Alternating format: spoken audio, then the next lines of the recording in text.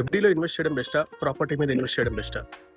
So రీసెంట్గా ఒక కస్టమర్తో మాట్లాడినప్పుడు అతను నాకు చెప్పింది ఏంటంటే, సో నా దగ్గర 10 lakhs రూపీస్ ఉంది, నేను ఎఫ్డీ చేసుకున్నట్లయితే నాకు ఎవ్రీ మంత్ రిటర్న్స్ వస్తాయి, ఇంట్రెస్ట్ వస్తుంది, సో నేను దాని ద్వారా నేను వెల్త్ క్రియేట్ చేసుకోగలుగుతాను అని అన్నారు. సో నేను అతను చెప్పింది ఏంటంటే, ఫస్ట్ ఎఫ్డీ అనేది ఎలా క్యాలిక్యులేట్ చేస్తారు, ఎఫ్డీలో వచ్చే ఇంట్రెస్ట్ ఏ విధంగా క్యాలిక్యులేట్ చేస్తారు. ఆర్బీఐ ఏం చేస్తుందంటే ఇన్ఫ్లేషన్ని పరిగణలోకి తీసుకుంటుంది. ఇన్ఫ్లేషన్ అంటే మార్కెట్లో ఈరోజు 100 రూపీస్కి ఒక ప్రోడక్ట్ దొరికినట్లయితే అది నెక్స్ట్ ఇయర్ ఈ టైంకి 100 రూపీస్ ఉండదు, 105, 110 అవుతుంది. సో దీని ఇన్ఫ్లేషన్ అంటారు. మార్కెట్లో ధరల పెరుగుదలను ఇన్ఫ్లేషన్ అంటారు. ఇది పరిగణలోకి తీసుకొని రేట్ ఆఫ్ ఇంట్రెస్ట్ అనేది ఎఫ్డీ మీద ఫిక్స్ చేస్తారు.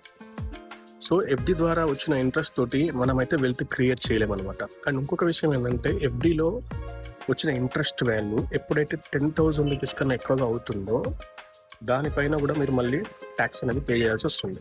ఎఫ్డీలో ఒక మంచి విషయం ఏంటంటే ఈజీ లిక్విడేషన్ ఉంటుంది.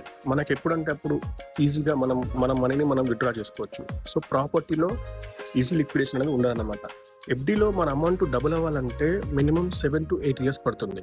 ఒకవేళ మీరు సీనియర్ సిటిజన్ అయి ఉంటే ఖచ్చితంగా ఎఫ్డీ అనేది మంచి ఆప్షన్.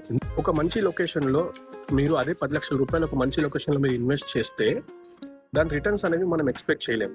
సో ఎందుకంటే నియర్ బై ఒక ఇన్ఫ్రాస్ట్రక్చర్ వచ్చినా, ఒక గవర్నమెంట్ డెవలప్మెంట్ వచ్చినా, ఒక రోడ్ వచ్చినా కానీ దాని గ్రోత్ అనేది మనం డిసైడ్ చేయలేము అనమాట. మీ అభిప్రాయం ఏంటి? ఎఫ్డీ బెస్టా, ల్యాండ్ బెస్టా?